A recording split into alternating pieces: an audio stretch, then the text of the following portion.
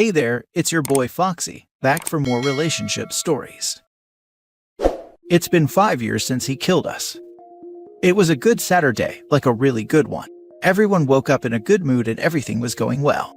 Our children were especially happy because I was making them fun-shaped pancakes. He played with them while I cooked. We had a wonderful breakfast together. We went to the park that afternoon. They played and we talked. He said he loved me and was happy. He was happy, and so was I, our children happy and healthy. I thought life couldn't get any better. We got back home and we ordered in. We laughed at the table. Our youngest daughter discovered she loved mushrooms even though they looked weird to her at first. After dinner, we played with them and made a mess of our living room. But it was a good mess, a happy mess. We put the kids to bed early and watched TV. I fell asleep on the couch. Then I woke up around midnight. I went to our bedroom and he wasn't there. I checked the kids' bedroom, then I went back to our bedroom thinking that he went out to get a bite or something. I tried to sleep but I couldn't. After an hour of waiting, I called him. At first the phone rang like normal. The second time I called, it went straight to voicemail. He didn't come home that night, and that morning I discovered that a lot of his things were missing. I called everyone we knew. No one knew where he was. I didn't speak to him for over a week, if you can call a single text saying don't contact me as speaking. Then he finally spoke to his sister as she had threatened to contact the police if he didn't. She was the one to tell me he's never coming back and that he wants a divorce. A few days after that, I was contacted by the law firm he had hired. A year later we were divorced. I didn't once see him, nor did his 4 kids. I was blindsided by this because we were happy. He even agrees we were happy. I was heartbroken, and it would be a lie not to say that I am still wounded. Then after 5 years of no contact, he wants to talk. Says he misses his kids, and now he regrets destroying us. Destroying our children. He killed us for nothing. He destroyed our children. They cried for him every day. They reached out to him on social media but he blocked them. They called him and he would block them more. They watched him live a life without them, a life where there was no space for them. But now he misses them and he wants his family back. I can never forgive him. He doesn't get a second chance to break our hearts. There is no redemption and there is no reconciliation for him. Edit. When he left, we spoke only through lawyers or through his sister who hates his guts. And occasionally I would hear about him from the wives of his 2 former friends. When asked by all these people, his answer was always, I just wanted a new start. I wanted things to be different. I wanted new experiences. When asked if he was happy in the marriage, he would say he was happy. He always said our marriage was a good one, and he never spoke badly about me. It always kills me to hear that because I can accept him being unhappy, but hearing he broke our hearts just because he wanted something different just really breaks me into pieces. As for the was there another woman question, yes there were, apparently there were many. I found that out during the divorce process, as I never suspected him of cheating. So I had to have it spelled out to me by my lawyers. He couldn't even be there in the room, so he zoomed in from the cruise he was on with his then new woman. He pretty much dated a new woman every few months. The younger women he was chasing rarely dated him, and if they did, they were done with him within a month. Then on to the next one. He tried to live a life way beyond his means and abilities. That's pretty much how he got himself into financial difficulties. Then he got engaged to his old colleague who I actually knew. She broke up with him because he wouldn't stop cheating on her, which was ironic since she was hooking up with him when he was a married man. I don't understand what she expected to be different. I know that the past 2-ish years haven't been easy for him, as he lost his job, his cars, and was foreclosed on.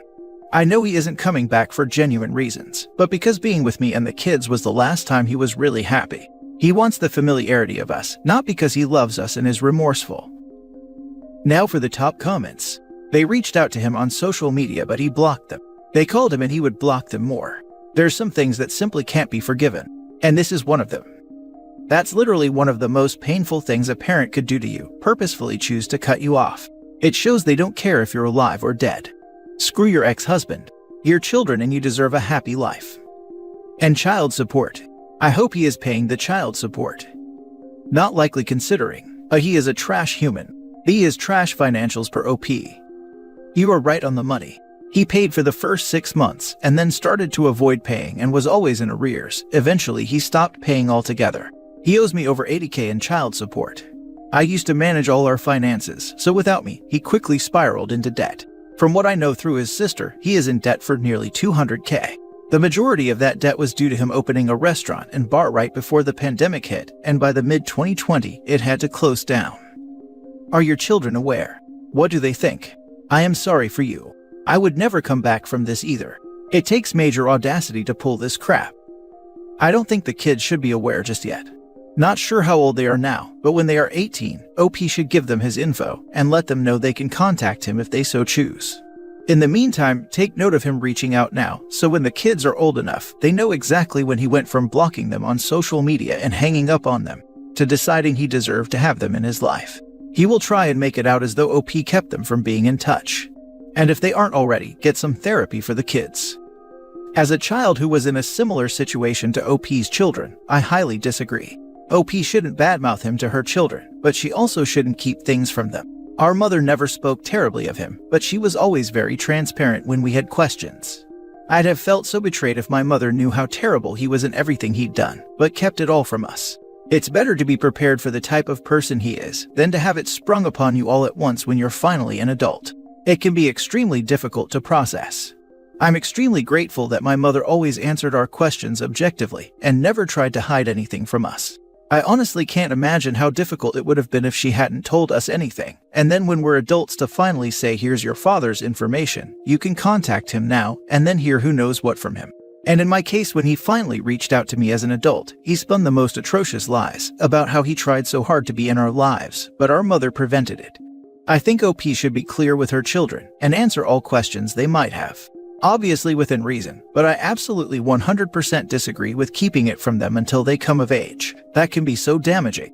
And I agree completely with some commenter, it's an excellent way to alienate her kids if she doesn't keep them informed, again within reason. But yes to therapy.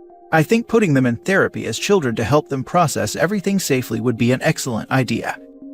I do not badmouth him at all. My kids like you really had their heart broken by him repeatedly. So even if I wanted to, I wouldn't need to. Just like you, my kids begged me to call him, and we did many times, and he would literally block our numbers, and if we managed to get through, he immediately would shout at me saying, anything you need to tell me, you tell it to my lawyer, and that was when he was being polite. When my oldest got a phone, he called him regularly, and even created himself a fake Instagram account, because ex-husband had him blocked. He figured out with a friend of his where he lived at the time, and they went. His dad literally shut the door in his face. My son never even told me. I only found out because his friend was worried about him. Eventually, after all the heartache, they just gave up reaching out to him. It's one thing to want to end your marriage. It's another thing to be so cruel to your own flesh and blood.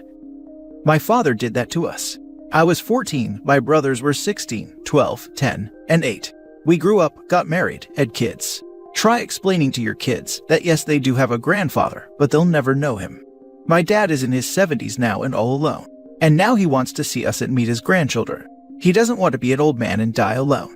We all told him to F off. Next story. My daughter's bully married into our family. If you or someone you know are struggling with an eating disorder or self-harm, please seek assistance in your battle. You are not alone. My daughter was a sophomore when the bullying began. I'm unsure why Ella and her friends began targeting her. They made comments about her body, her nose, everything. My daughter developed an eating disorder and began to rapidly lose weight because of the intense exercises and long fasting periods she forced herself to endure. Ella and her friends showed no mercy though and continued to harass my daughter. My daughter began engaging in destructive behaviors and at one point was hospitalized. It took a lot of fighting, but I was able to get the school to punish these girls for my daughter's suffering. When my daughter graduated, I thought Ella would be a person of her past. But then her older brother began dating her when my daughter was wrapping up her 3-year in university. It hurt my daughter so much that her brother would date someone who tormented her so closely to death. There were nights where would cry herself to sleep, wondering why this was going on. It hurt me as a mother to watch this happen. My son ended up marrying Ella. I have allowed this, but kept my distance from Ella. I recently hung out with my daughters-in-law and daughter without inviting Ella. I have 3 other sons, and 2 of them are also married. At a recent gathering, one of my daughter-in-law expressed gratitude because I had given her an opportunity to get out of the house because of stress with the kids. I planned a girls' night out with my daughter and 2 other daughters-in-law, and we kept this secret from Ella. Ella eventually got the full story out of my eldest son and was hurt. She asked me what she had ever done to make me treat her differently from the others, so I let her have it. I told her that her treatment of my daughter in their high school years is why I will never view her as a member of this family. I told her that I had already been kind enough to allow her to be near my family and that she should not push her luck. She left with my son, and he later told me that she cried herself to sleep that night. Ella never gave a proper apology to my daughter for the damage she had done. She even jokes about their past in the form of dark humor. I fear my son may go no contact, but I will not chase him because he chose this awful person over his sister. She hasn't been doing it anymore, but there were no attempts to make amends either. Why did her brother start dating her? Didn't he know the trauma she caused? Right. The brother is a POS for even associating with that person in the first place. She ruined his sister's self-esteem and self-image. It's messed up. My sister married my stalker and gave him access to my life. Some siblings really just don't care. It's sick. This reminds me of my ex-roommate's sister, who married the guy who assaulted her. They had 3 kids and are still together to this day. I was always distant when going to their house with my roommate, never comfortable in that house at all. She talks about it with dark humor. Isn't that what the victim does to cope, not the one who caused the trauma? Good on you for choosing your daughter over this woman. And if your son goes no contact, it'll hurt, but it's for the best. He chose to marry the woman who nearly tormented your daughter to death knowingly, and that's so gross. If I was his sister, I would never forgive that. Ella can cry herself to sleep all she wants. Sounds like she deserves to cry. Right. I audibly said you can't be freaking serious upon reading that line. She cannot be that daft or detached from reality that she thinks this family forgot what she did to a member of them almost to death. Especially if she thinks she can joke about it to this family too. Crazy thing is, most bullies are that daft. The majority of them don't actually remember being awful because that's too hard to cope with. So the brain will rewire the memory so they aren't the bad guy. Try confronting any of your high school bullies. You'll probably will get something along the lines, "I'm sorry you felt way about it, but I don't remember us ever having a problem." Not sure who is worse here, your son or his wife. Boo frickin' who that she cried herself to sleep. Deal with it. She's a menace. She still won't apologize because she's not sorry.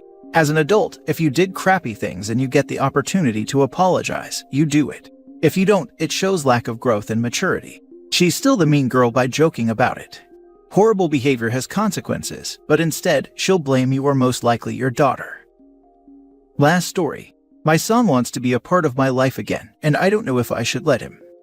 My 41 male family situation is a bit difficult. My ex-wife and I have been together for many years. During these years, our life was okay. It wasn't perfect, but good enough that we decided to have children. She had been horrible towards me basically the entire time. But being the naive guy I was, I thought it would be a normal thing and got used to it. This is important later. We had 2 children, my daughter 21 female and my son 19 male. Over the years when we grew up, our house started to get 2 different camps with totally different interests. It would be my daughter and me, and my son and his mom. I always bonded better with my daughter than with him as we shared many interests. And the same applied to my son and his mother. He was an absolute mama's boy. These camps soon turned into rivalries that also caused huge arguments here and there, and not rarely my ex-wife would get physical. Over the years I suppressed my own emotions because I knew that if I'd let them happen, I'd probably end up leaving my wife, and I never wanted my children to grow up with their parents separated. I always thought to myself that since she never got physical when the children were there, they hopefully wouldn't get traumatized by it. And I took it for many years, but then something happened that went far beyond the borders. 3 years ago, my daughter introduced her girlfriend to us, and she officially came out as lesbian. My ex-wife and my son reacted so insanely hostile towards that I decided that I had enough. Incredibly homophobic comments, and my son once even slapped her. I filed for divorce, and I moved with my daughter into our own home. I was financially stable to take care of her, and I knew that she deserved a loving environment no matter what. Shortly afterwards, my son began to spread the rumor that my ex-wife filed for divorce because I allegedly cheated on her, and for some reason many people believed him, except for my daughter and some really good friends. I felt hurt and betrayed.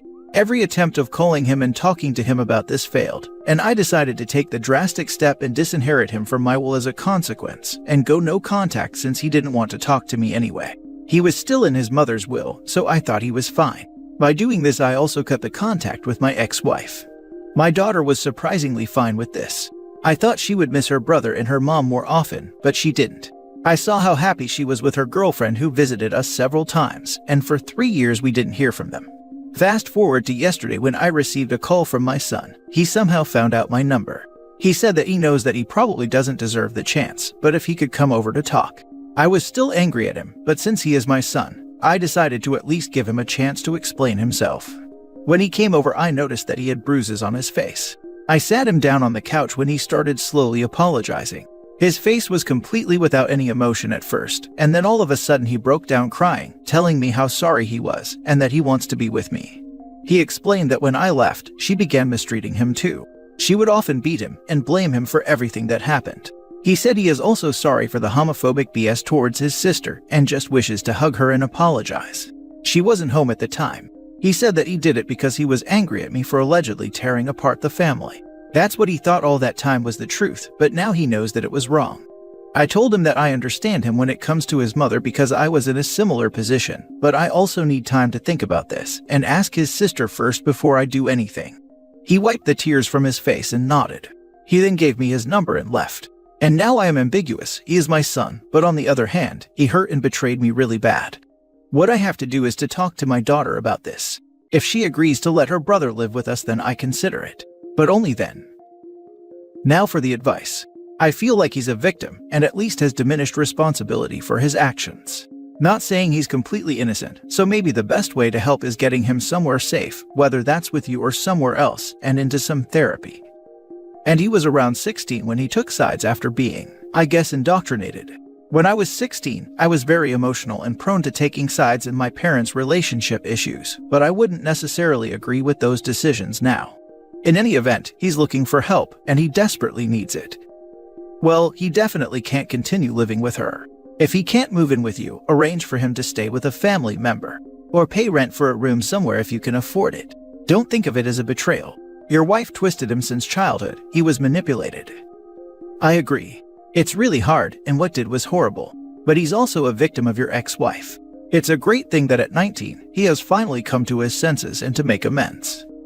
Lol, how about taking some responsibility instead of pinning it all on your wife? You raised him too, or you should have. Most people just shouldn't even have kids. Edit. So many of you misunderstood what I said. You assumed I'd just let him stay with his horrible mom. No, I do not. That wasn't the question. Of course I'm going to help him getting out of there. The question is if I let him stay with us. I might be able to forgive him, but if my daughter says she feels unsafe with him around, I help him finding a different place to stay. Currently he stays with a friend, so he's safe. Back then, he wanted to stay with his mom, and he was the one that initiated the no contact by not answering any of my calls and completely deleting me out of his life. And considering she never was physically harming him or my daughter, I assumed she is able to control herself towards her children. And I truly thought it would be way less traumatizing if their parents would stay together, because I know what it's like growing up between separated parents. I only did what I thought was the best for them, and I know that I was wrong there. But calling me a horrible parent for not immediately reconciling and putting my daughter's concerns first isn't right either. I do want to help him no matter the outcome. He is still my son, but letting him stay with me is something that I simply have to talk through with my daughter.